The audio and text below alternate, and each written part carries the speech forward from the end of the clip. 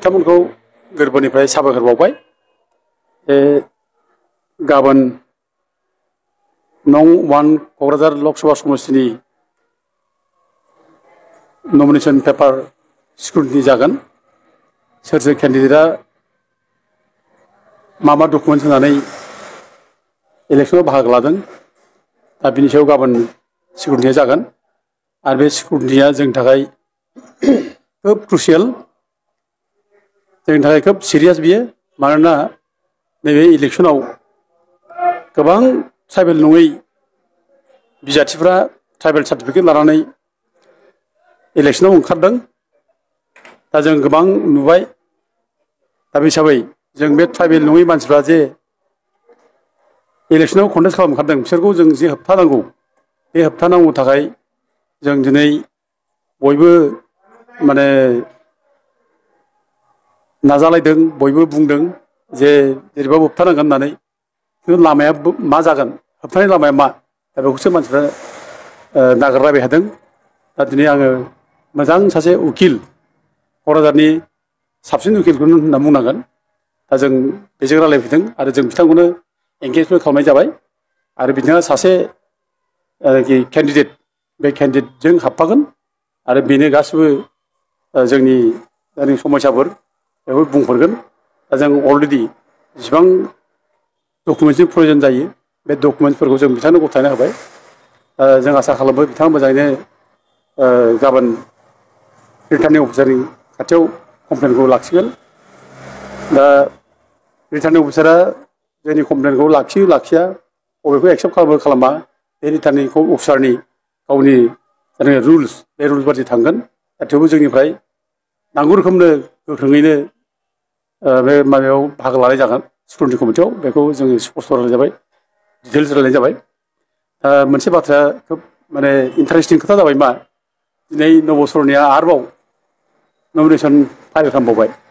दा रायजोफ्रा गोबाङानो कुइसन खालामदों जे माने नबसरनिया MP दानजालायबाय बिनि सार्टिफिकेटआ केन्सेल जाबाय हाइकर्टआव जेनबाय आरो माबोरै नमिनेसन होबावखो बे मोनसे प्रश्न दिनै बयनिबो गेजेराव जादों दा जोंबो आसुरित मोनदों माबोरै बे नमिनेसन माने साबमिट खालामबावखो दा बेखायनो जों खबर लाजोबना मोनबाय खबर लाना मोनबाय जे बियो 1986आव माने मोनसे ट्राइबेल सार्टिफिकेट लादों होनना बुंदों बे राभा होननानै लादों आरोखि राभा दा बे राभा परिसय लानानै ट्राइबेल सार्टिफिकेट लानाय बेखौनो प्रडिउस खालामनानै दिनै बे आरोबाव नमिनेसन पेपारखौ साबमिट खालामनाय जाबाय दा बाथ्राया बेनो मिनथावा माने बाराबथावा बे सासे मानसिया मैया जेनबाय बर' कसारि ट्राइबेल सार्टिफिकेट लानानै आरो दिनै आरो गोदान जालायबाय बे राभा ट्राइबेल जानानै दा बेफोर जिनिसा खोब माने बेफोर खामानिखौ माने सासे धुरन्धर मानसि मोजां मानसियाथ' बिदिखौ मावा बे जघन्य मानसि बिराद दुर्दान्त मानसि बिसोर मावो बिदि खामानिखौ दा बेबायदि मानसिया पानिशमेन्ट मोनगोन आरो आयेनाव बेखौ माने साजा होथारनांगौ दोननो नाङा सासे मानसिया डाबल मोनसे परिसय लानानै कास्ट सार्टिफिकेट मोननो हाया नोङो 10 बोसोर बे बर' कसारि नाम लानानै माने MP जाबाय आरो दिनै बे दानजानायनि उनाव दिनै बिनि कास्ट सार्टिफिकेट दानजानायनि उनाव आरो दिनै माने राभा माने ट्राइबेल सार्टिफिकेट लानानै बिदिनो आरो दिनै बर'फोरखौ माने सोबख'नो थाखाय ट्राइबेलखौ सोबख'नो थाखाय बे ओंखारबोबाय दा बे बेसेबां एक्सेप्टेबल बियो आयेना बेखौ बेसेबां माने एलाउ खालामो बेखायनो जोङो सानदों बे मानसिया पानिशमेन्ट मोननांगौ आरो जों बेखौ जेरैबाबो पानिशमेन्ट मोननो थाखाय क्रिमिनेल बेखौ माने केस होनांगौ आरो पानिशमेन्ट मोननो थाखाय जोङो उकिलजोंबो एसे सावरायखानाय जाबाय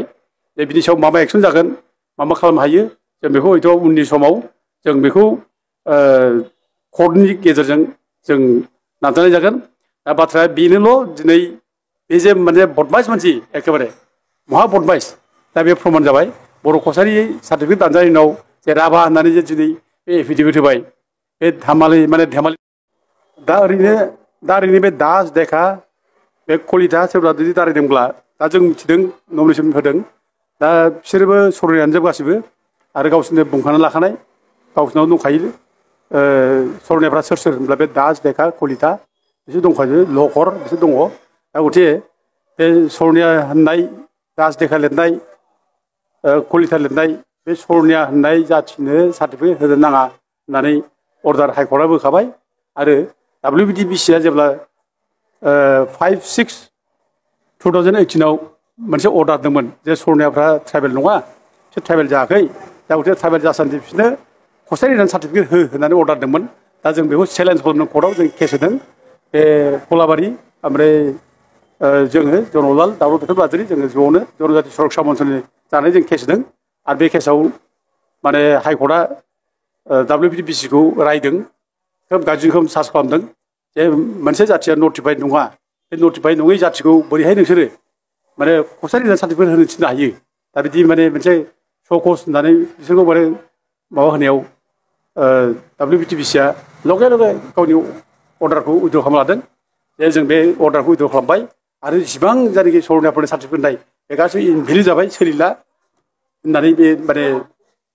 WBTBCआ हाइकर्टआवनो बे अर्डारखौ बोखांना लादों आरो लोगो लोगो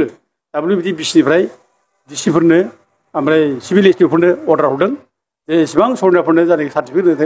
थिननाय जादोंमोन कसारि हिसाबै होनो थिननाय बा बर' कसारि होननानै सार्टिफिकेट होनो थिननाय बे अर्डारखौ बोखांनानै लाबाय दा गंसे बिसोरनि सार्टिफिकेट जायनाखि होदोंमोन बे गासैबो सोलिला इनभेलिड जाबाय होननानै बे अर्डारखौ होखादों दा गंसे जायफ्रा दा दिनै सर'निया मानसिफ्रा सोरबा कलिता दास देखा लानानै जुदि सोरबा माने कन्टेस्ट खालामदोंब्ला नमिनेसन पेपार साबमिट खालामदोंब्ला बेयो रिजेक्ट जानांगौ दा जों बेखौनो दिनै उकिलजों सावरायबाय आरो उकिला बेखौ स्ट्रंलि गाबोन सिकिउरिटि कमिटियाव बेखौ बुंगोन दा जों दिनै बेजों डिटेल्स रायलायजोब्बाय दा जों हाबनो नागिरदोंमोन जोंथ' हाबनो मोनला जाहैबाय नालाय केन्डिडेटनि गेजेरजोंसो हाबनांगौ सासे केन्डिडेटजों बे थांगोन बे रायलायखानाय जाबाय दा जों आसा दं जोंनि उकिला खोब मोजाङैनो बे माबाफोरखौ गाबोन स्ट्रंलि अफस खालामगोन इलिगेलफोरखौ जों आसा खालामो गोजोन्थों दिनै बे एफिडेभिट होबाय बे धामालि माने धेमालि नङा बे थामसा नङा नों एफा गिदिर रिटार्निं अफिसारखौ नोङो बे माने थगायनो हानाय एफिडेभिट होनो हानाय बे धेमालि नङा बे साधारन मानसिया जिउ हाया बे क्रिमिनेल मानसि जघन्य मानसि हायो बे सिन्थाखौनो खालामाखै बे मा जागोन बे गावनि भबिष्यआ मा जागोन बेखौ सिन्था खालामाखै बे बेखायनो जों उकिलजोंबो बेफोरखौ सावरायखानाय जाबाय दा जोङो जाहाव नैबे इलेक्सना जेरैखिया जोबलांथोंसै बिनि उनाव जोङो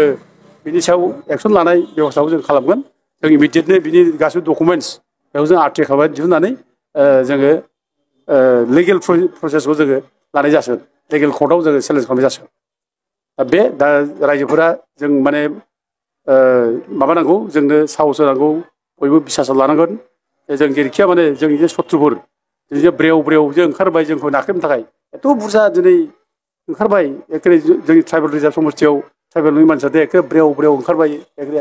बोरैबा मोनलायलायो आसुरि मोनो आरोखि दा बिसोरखौ जों होबथाथारनांगोन जेरैखिया माने जों एखे जों माबाथारनांगोन बिसोरखौ आरो दिनै जों हाया गाबोन बिसोरनि सार्टिफिकेटखौ जों जेरैबाबो केन्सेल खालामनांगोन जाहाथे उनाव बिसोर बे सार्टिफिकेट लानानै गाज्रि मोनसे खामानियाव बाहायनो हाया जों बेनि थाखाय नैबे इलेक्सनाव जुदिबा बिसोरखौ जों जेबो खालामनो हायाब्लाबो माबा मोनसे खारनाव बे जोबखांनायनि उनाव जों बिसोरनि सार्टिफिकेट केन्सेल खालामनो थाखाय जों एखे फुरा नाजागोन आरो जों जुजिबाय थागोन आरो जों बेयाव जिरायनाय गैया मेंनाय गैयासो जुजिगोन आरो जों ओरैनो 10 बोसोर 9 बोसोर सलायनो थाखाय जोङो मेंनाय गैया माने जानाय लोंनाय थिग गैया मुग गैया जोङो एखे खामानि मावदों जेबो गावनि देहा सिन्था खालामाजासे दा बिसोर 10 बोसोर जों जुजिबायब्ला आरो बे बाखि जुदि माबा जुजिबावनो दंब्ला जों गासिबो जों जुजिनांगोन जोंनि देहा जिखि जालाङा मानो जोंहा जिखि जालाङा जाथियाल' उद्धार जाथों जाथिया मुक्ति मोनथों जाथिया सोबख' जानायनिफ्राय बारग'थों जाथिखौ जाहाथे दस्राफ्रा फैनानै जाहाथे जोंखौ माने अननाय दाखालामथों अयथासार दाखालामथों जों बेनि थाखाय जुजिलांबाय थागोन धन्यबाद रायजोफोर गोजोन्थों